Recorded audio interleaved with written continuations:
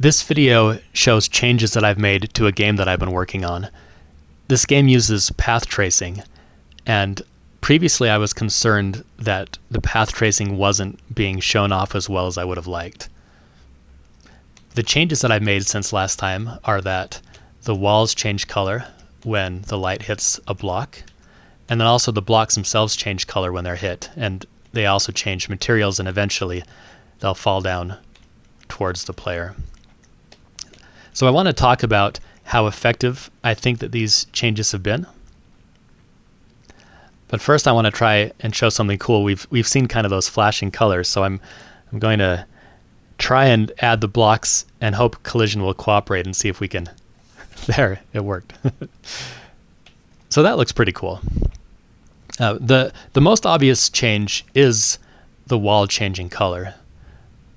And the good news is that I think this does show off the indirect lighting pretty well. But the bad news is that it's a little bit too much for me. It feels kind of like I'm being punched in the face. It does look cool, so I thought it would make a good YouTube video, and I kept it for this. But for the real game, it's just a little bit too much for me. And another problem is that I don't think that it's necessarily obvious to a casual player what is actually happening. So let me reset the blocks again. What I mean by that is that the light itself that's bouncing around isn't changing at all. It's not changing color, it's not changing intensity, it's the same light the whole time. And so the only thing that is changing is the color of the walls. And once you know that, if you look for it, then it's pretty impressive how much of a visual difference just the color of the walls has on the environment. And that shows that the path tracing is working with all this indirect bounced lighting, and it's fully dynamic. But if I'm not there to explain it to you and you're just playing, I don't think that that comes across intuitively. In the real world, we don't have any paint that can change color like this instantaneously.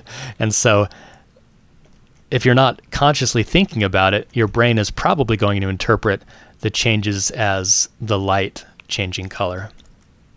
And it still might look cool, but any game can change light color, right? You don't need path tracing for that.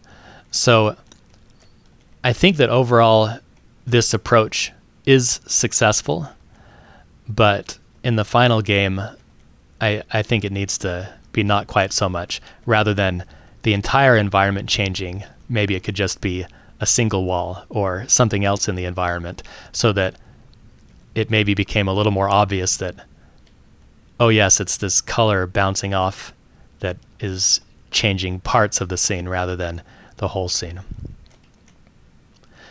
The other change, having the blocks change color and materials, I feel like it didn't work out as well as I had hoped. There are different stages, and the first stage is to go from a desaturated color to a saturated color.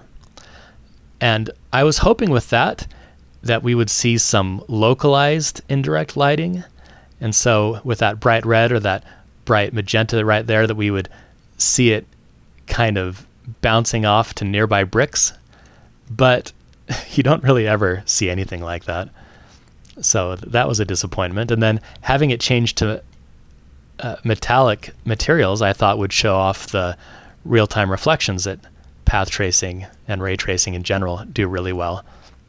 And that does work, and sometimes it looks really cool, but it kind of depends on the configuration of the blocks and which ones have been broken and where they show up relative to each other.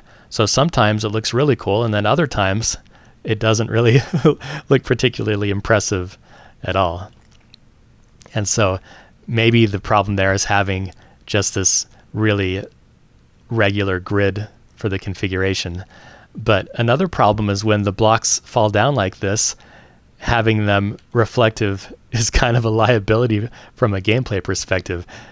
It sort of disappears into the world because it's reflecting, so you don't see it very well. And The shadows still don't show up as much as I would have anticipated, so it's a little bit hard to judge depth.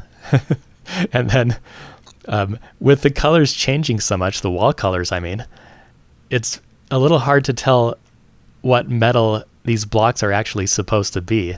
They have 3 distinct materials, and that's supposed to be important for gameplay reasons. But it's a little bit hard, I think, to tell what they are. So I guess that's another reason not to have the entire scene change color like this. But overall, the news isn't bad. I'm pointing out most of the bad things, but I think the good news is these prototypes that I've made have shown that I don't need to make any substantial changes to the design of the game that I had in mind. I think generally it will work. I probably just need to put a lot more time into the environment, and trying to rely on these boring box rooms and blocks and nothing else isn't going to cut it.